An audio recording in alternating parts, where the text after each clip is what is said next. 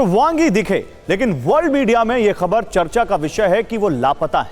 लेकिन जिनपिंग अपने ही देश में लगातार आलोचना का शिकार हो रहे हैं। बौखलाहट में वो अपनी हरकतों से अब पार्टी के अंदर ही आलोचना झेल रहे हैं। निकेई एशिया की एक रिपोर्ट के मुताबिक चंद रोज पहले जिनपिंग से सीनियर नेताओं ने कहा कि अगर राजनीतिक, आर्थिक और सामाजिक उथल पुथल ऐसे ही चलती रही और कोई प्रभावी उपाय नहीं किए गए तो फिर हम लोगों का भरोसा खो देंगे। इससे शासन खतरे में आ जाएगा।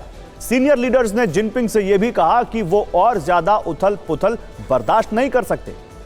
लेकिन सवाल यह है कि क्या कम्युनिस्ट पार्टी में सर्वोच्च पद पर बैठे जिनपिंग पर इसका कोई असर हुआ? क्योंकि 2 दिन पहले ही यह खबर भी आई कि बीजिंग में बड़े पैमाने पर रक्षा मंत्रालय के टॉप अधिकारियों की गिरफ्तारी हुई है। गिरफ्तार किए गए लोगों में रक्षा विभागों के कई प्रमुख शामिल हैं। चाइना नॉर्थ इंडस्ट्रीज कॉरपोरेशन के चेयरमैन ली शिक्वान को गिरफ्तार किया गया है। China aerospace science and industry corporation के चेयरमैन युआन जे की गिरफ्तारी हुई है। चाइना एविएशन इंडस्ट्री कॉरपोरेशन के चेयरमैन तान रईसोंग को भी गिरफ्तार किया गया है। जिनपिंग उसी ढर्रे पर चल रहे हैं जिस पर पुतिन चल रहे हैं। पुतिन को अपने करीबियों तक पर भरोसा नहीं है और यही हाल जिनपिंग का भी है।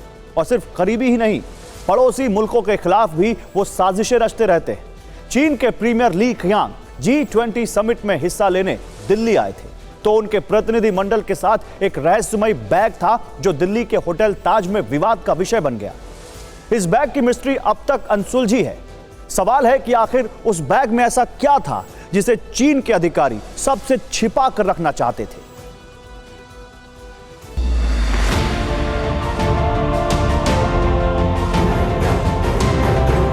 G20 में शिरकत करने के लिए चीन के प्रीमियर ली क़ियांग दिल्ली आए थे। उनके साथ डेलीगेशन में 6 लोग शामिल थे, जिनमें एक महिला थी। सभी होटल ताज में रुके हुए थे। यहां वो अपने साथ 20 बैग लेकर आए थे। इन बैग्स का साइज जरूरत से ज्यादा बड़ा था। ऐसा कहा जा रहा है कि सभी बैग्स की लंबाई और चौड़ाई 1-1 मीटर थी और ये बैग 10 इंच मोटे थे।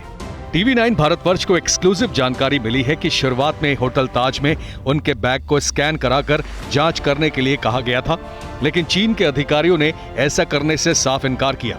होटल स्टाफ ने उन्हें तब वो बैग अंदर ले जाने दिया, लेकिन बाद में इसकी सूचना भारतीय सुरक्षा अधिकारियों को दी।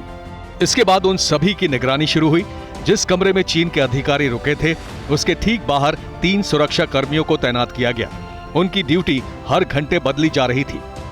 12 घंटे की जद्दोजहद के बाद चीन के प्रतिनिधि इन संदिग्ध बैग को भारत में अपने दूतावास ले जाने पर राजी हुए। जब वो ये बैग चीन के एम्बेसी ले जा रहे थे, तो उस दौरान उनके साथ एक स्पेशल टीम भेजी गई थी। मकसद ये देखना था कि क्या इन बैग की डिलीवरी दूतावास में हुई या नहीं। ऐसा दावा है कि उन बैग्स की चेकिंग वियना कन्वेंशन के कारण नहीं हो पाई थी, जिसके तहत किसी भी डिप्लोमेटिक बैग को खोला या जब्त नहीं किया जा सकता है।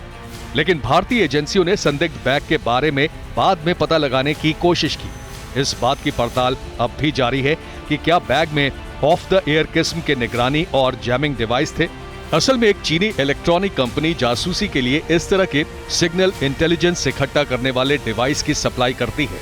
और इसका पता इसलिए भी चलना चाहिए क्योंकि चीनी प्रीमियर जिस ताज होटल में रुके थे, उसमें ब्राजील के राष्ट्रपति भी ठहरे थे और यहां से कुछ ही दूरी पर होटल ITC मौर्या में अमेरिकी प्रेसिडेंट जो बाइडेन रुके हुए थे।